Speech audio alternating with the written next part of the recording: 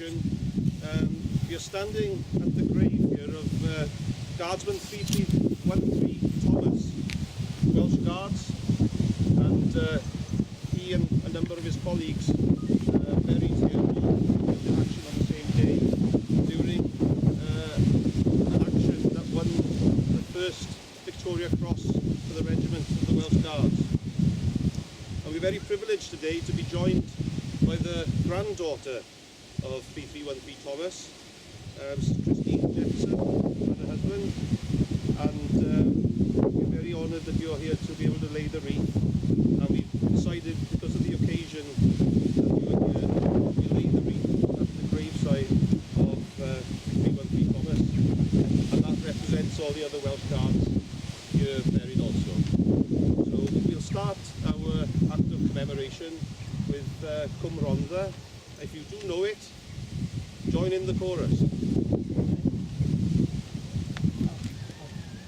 Guide me, O the great Redeemer, pilgrims through this barren land.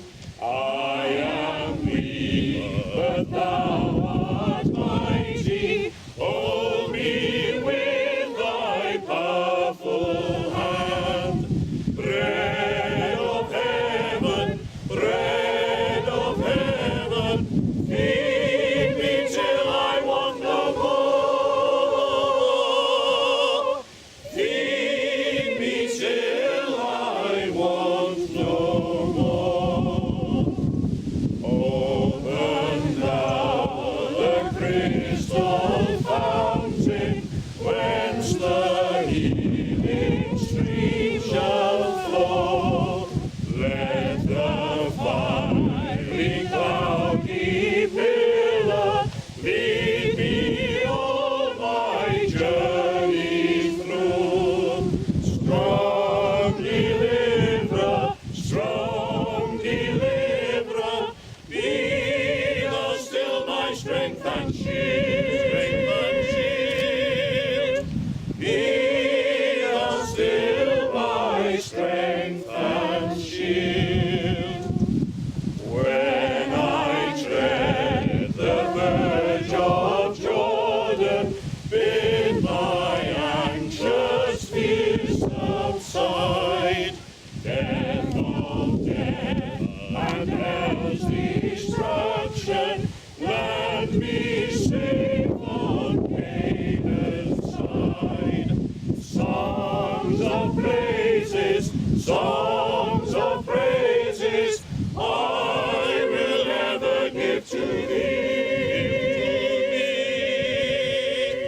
I will ever give to thee. This is a poem which was penned for us by a person from North, and it's called The Boy from Penrhyw Caliber. Bob Boy was born in Pontypridd, a boy of Valley Caliber. He spent his youth in Brooklyn Street in nearby Penrhyw Caliber. He went to school in Aberdare, an education sound, and at the tender age of 14 years, young Rob went underground. In Dyffryn Deep Colliery, he worked behind the drams, watched by his father's Martin's eye, the apple of his mouth. His labours brought promotion, rising up the miners' table, and in 1912 he fell in love and married lovely Mabel. They raised a healthy family, 2 daughters and 2 sons. But at this time war was declared and Britain faced the Huns. Earl Hay called out for volunteers and a Robert Bye was willing. On the April 3rd, 1915, he took King George's killing. In Cardiff on the dotted line, his signature he puts, and Bob became a guardsman in the uniform 5th Foot. The Welsh Guards' life is very hard. but faced it without gripes. And then within a year or so, he earned his corporal's stripes. Soon promoted sergeant by, he led his band of snipers against a 45 redoubt in the Belgian town of Whitman. A nest of German HMGs were firing from a tower and holding up our troops' advance hour after hour. Robert didn't hesitate. He crawled up to the guns and lobbed a brace of hand grenades in amongst the Huns. The survivors shouted, "Kamerad!" and raised their hands on high, escorted back to British lines by Sergeant Robert Bye. He fought his way through Langemarck at the head of his platoon. The enemy was routed by Friday afternoon. His bravery was recorded, dispatch lines they did break, and Sergeant Robert Bye, Welsh Guards, was summoned by the King. All the facts were published, papers signed and sealed. Bob was awarded a Victoria Cross for valour in the field. Army ways have changed since then, but as the years go by, every new recruit still learns of Sergeant Robert Bye.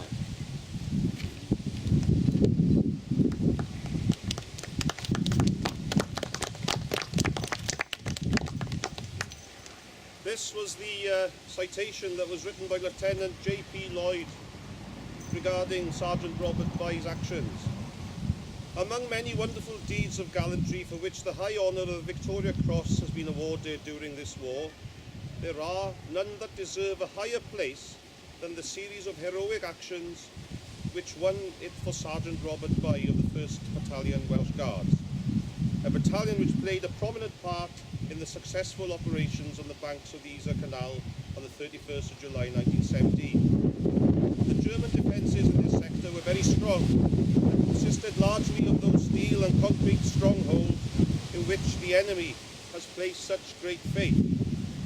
Cunningly concealed as they were, they often escaped the full blast of an artillery bombardment, and manned by machine guns. There were obstacles that put to a shrewd test the worth of the soldiers who tried to tackle them by storm.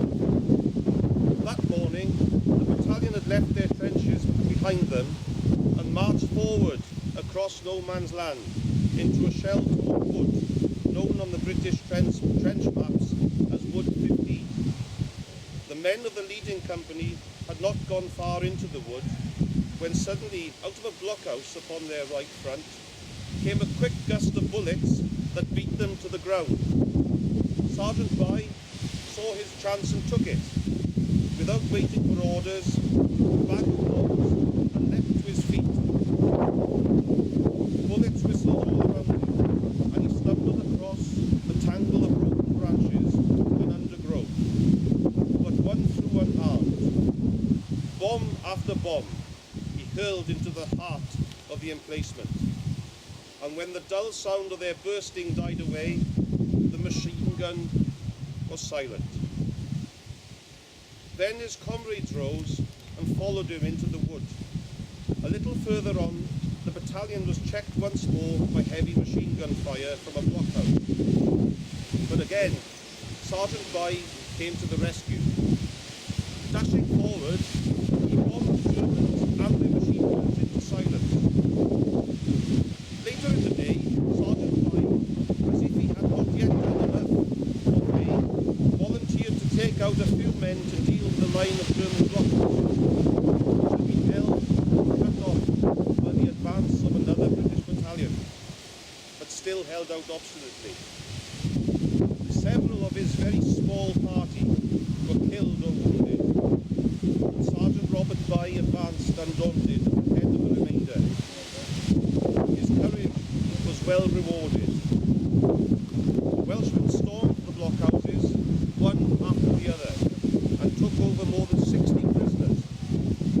Sergeant Bye's conduct throughout all that day was marked by the same unflinching gallantry. It was an inspiration to every man in his company and contributed in no small measure to the success of the whole attack.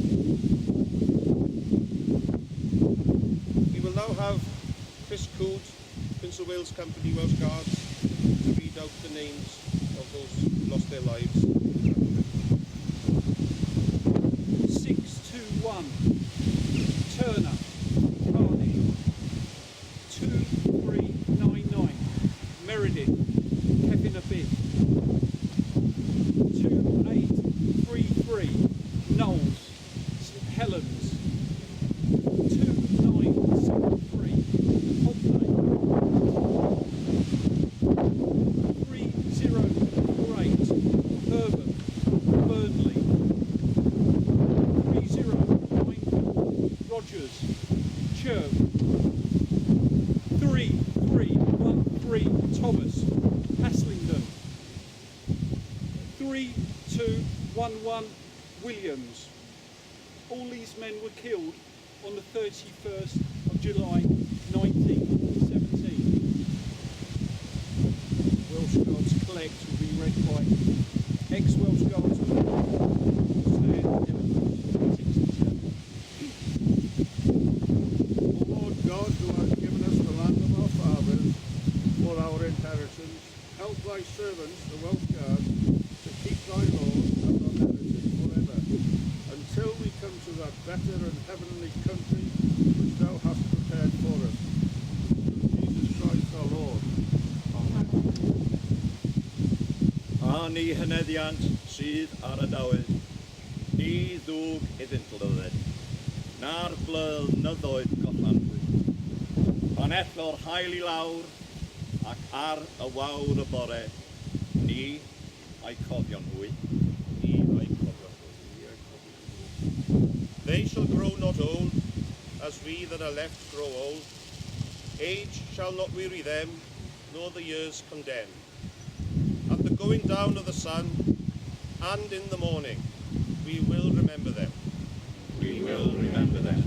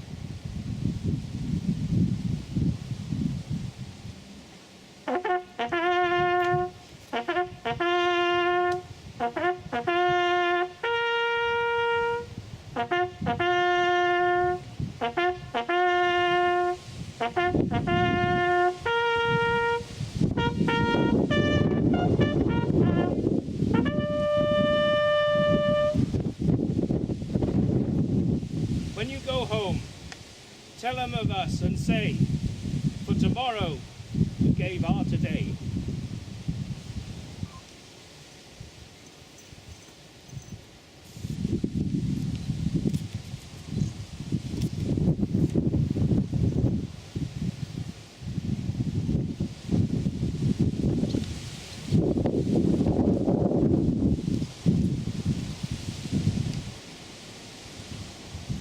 We'll finish the ceremony by singing national anthems of Belgium, God Save the Queen, and Hen Lad Vanadai, led by Emma Brown from Nottingham. O Jehova, o Heiligen der Vaderen, onze zielen und hart zijn u geweest. En vert ons kracht en het bloed van ons aderen, wees ons doel in arbeid en in strijd. Bloei, o land, in eendracht niet te breken, wees immer uzelf en ongeknecht. Het woord getrouw dat ge onbevreesd moest spreken, voor vorst, voor vrijheid en voor recht. Het woord getrouw dat ge onbevreesd moest spreken, voor vorst, voor vrijheid en voor recht. Voor vorst, voor vrijheid en voor recht. Voor vorst, voor vrijheid en voor recht. God save our gracious Queen, long live our noble Queen.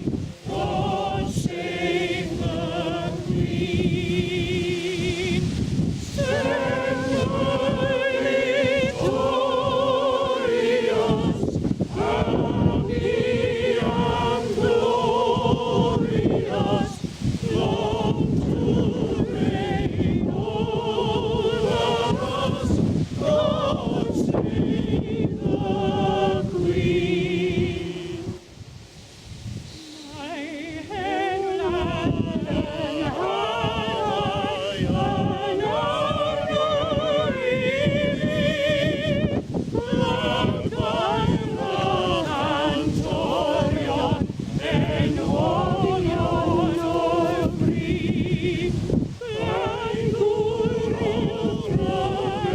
live, Lord God.